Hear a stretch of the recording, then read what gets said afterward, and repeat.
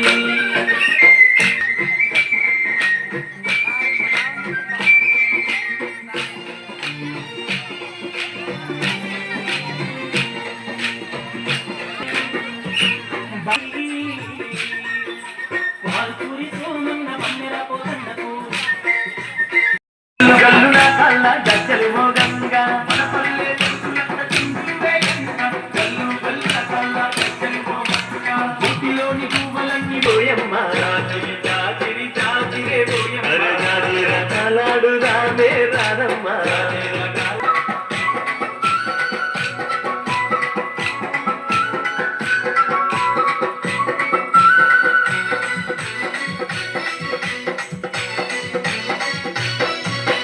ఆటలతో